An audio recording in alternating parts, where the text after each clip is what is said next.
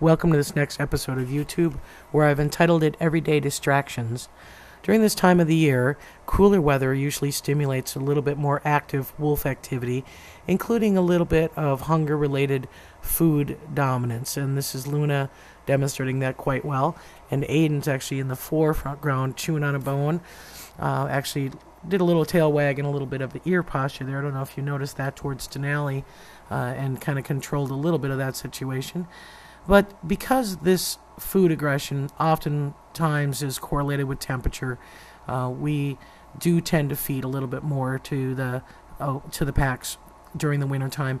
And obviously Luna and Bolts being young pups, and Luna being, again, making sure that we maximize her nutrition as she's developing here, are getting fed quite frequently. So distractions, food is one of those distractions that kind of reduces a little bit of that competition and a little bit of that wintertime dominance and food-related dominance that we so typically see.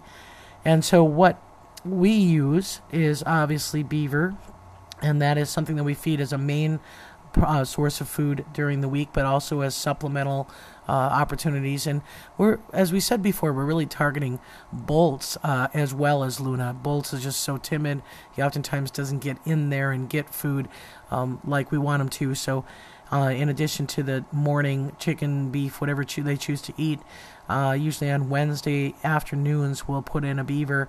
We've been really putting in later in the day because the ravens are so active right now that they'll scavenge just about anything that we put in there in the middle of the day. So usually this is kind of a later day activity. And of course he's got a fresh beaver there, but what does he choose to chew on? The old deer hides and the moose hide, which is still there. Again, they pluck and pull those hairs out of that hide. And that's, again, also a distraction. It's something to do. It's something to fill their time. It certainly is a inherent wolf behavior to pluck a deer carcass and pull the food out or pull the hair out. And so those kind of things are constantly laying around. It's not that we don't pick up after them. It's just that we want them to have those opportunities. In this clip, this was a Saturday night feeding of a full deer, and this is what's left by Tuesday. Or actually, no, this was filmed on a Monday. Not much left. Partially frozen. The rib cage is there. The head is left.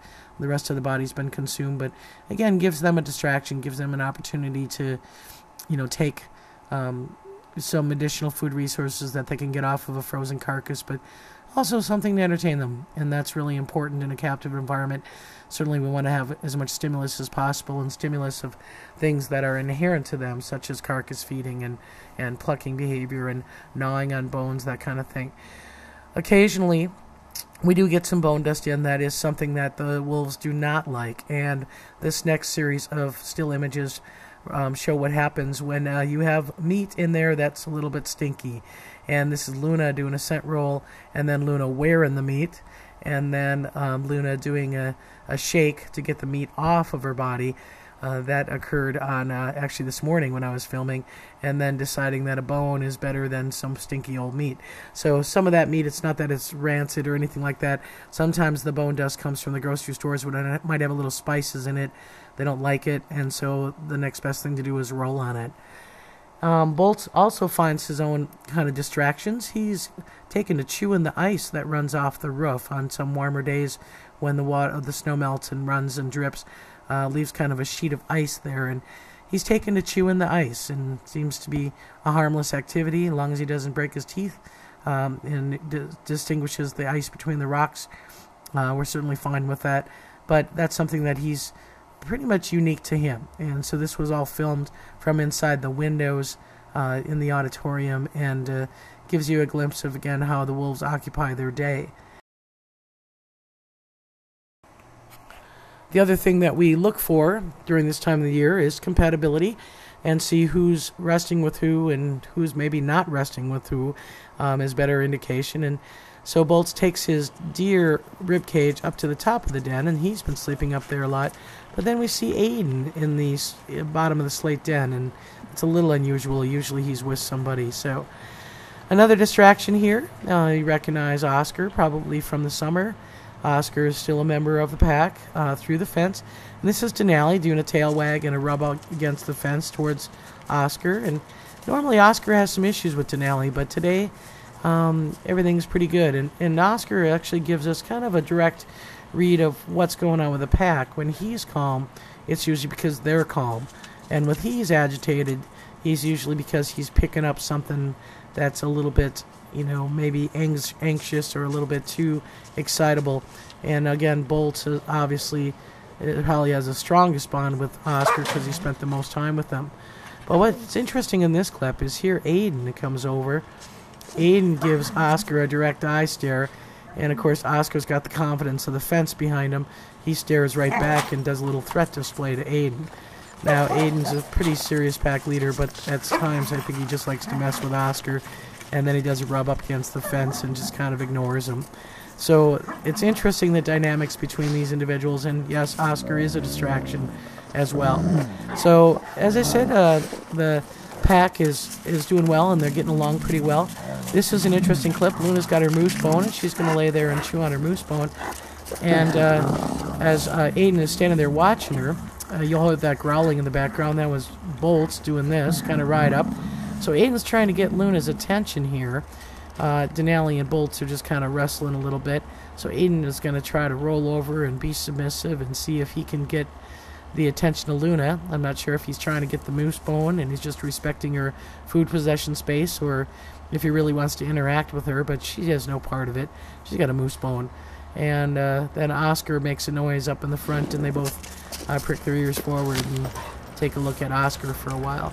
So there are some days, though, when Aiden just is in a good mood, and today, when I was filming, that's one of those days.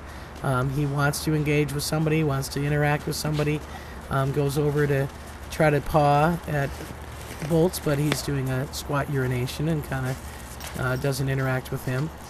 Then he comes over to me, and then he comes back over to me, and then he does a roll. And that roll, again, is Aiden's way of saying, hey, let's interact. Now, Oscar's responding to the pups, who are taking that rolling behavior as a sign for some kind of active dominance, and they're going to wrestle with each other and jaw spar with each other and try to, basically just interact. But Oscar wants part of that. He wants to run. He wants to run with these pups. He did it when they were younger, and wants to kind of keep doing it. So Aiden, again, rolling over, saying, okay, I wanted interaction, but not this kind. And notice Denali, he was right up there doing a stiff leg or foreleg stab on Aiden. Aiden's trying to shake Bolts, who's taking that rollover as a sign for climbing some rank and doing a ride-up. And sometimes you got to be careful what you ask for, and that's, again, typical of Aiden, wants just a little social contact, and it goes a little too far. But that's a sign of a good pack leader. He knows when to put the limits on it, and all he needs to do is get up and do a little threat display, and usually they listen. That growling, again, accompanied with that lunge display, and most of the time they listen. And so that's what's kind of going on in the exhibit, and we do have a little bit of footage from Grizzer here. Grizzer's got some frozen moose meat. Was fed yesterday and he didn't eat it, so he's gonna gnaw on it today. Sometimes I think they like these clumps of meat better frozen. Stimulates the gnawing behavior that's so typical. And Grizzer actually is taken to lay in under this balsam tree here, so we've actually added another straw bed for him. He's been sleeping there pretty soundly, actually. There's many times Oscar and I come out and he's falling asleep. He's just laying in the straw, pretty much enjoying the day. So we also, like I said, feed these guys. Grizzer and Shadow Malik are fed usually on Wednesdays. A fairly large quantity, actually, I fed on Christmas Day, just to make sure that everybody had a full belly and kind of slept through the day, because we didn't have anyone on site all day long. I came in the morning to check, and then one of the other staff people came in the afternoon to check, and didn't have anyone here on site. So when we do that, we like to fill up the bellies and give them a good straw bed to rest and take the day off. So Grizzer is going to give us the reason why we don't sit around in Grizzer's pen very often. He's definitely marking his territory when we're there. The other thing that I wanted to point out, a lot of people ask, how do you tell Malik from Shadow? And so Malik, our best assessment by looking at their faces, has got more almond-shaped eyes.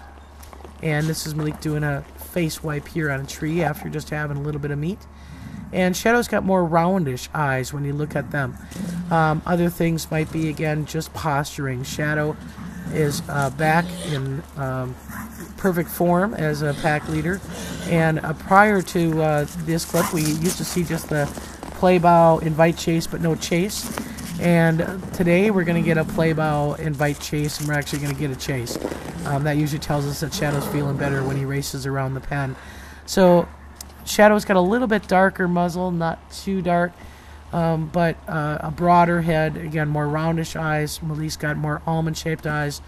You can just see by them standing here, Shadow's a bigger animal from the standpoint of body size and structure.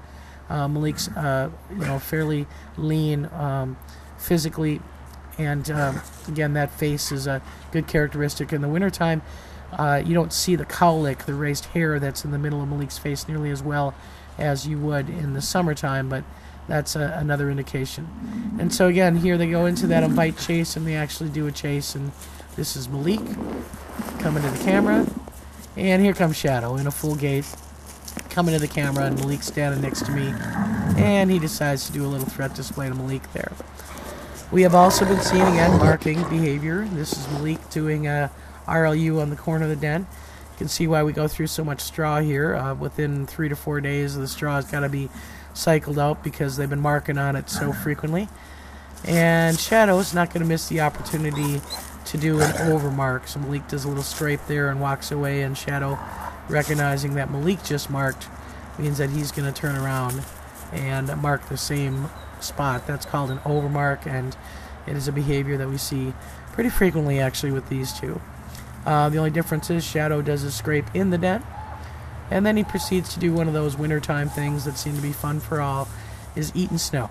And not because there's any reason to. He drinks, he's got plenty of heated water that he drinks, but snow, just eating snow is just one of those things after a good run that he likes to do. So that's it for Wolf Care, and want to wish everybody a Happy New Year, and thanks for watching, and we'll see you next year.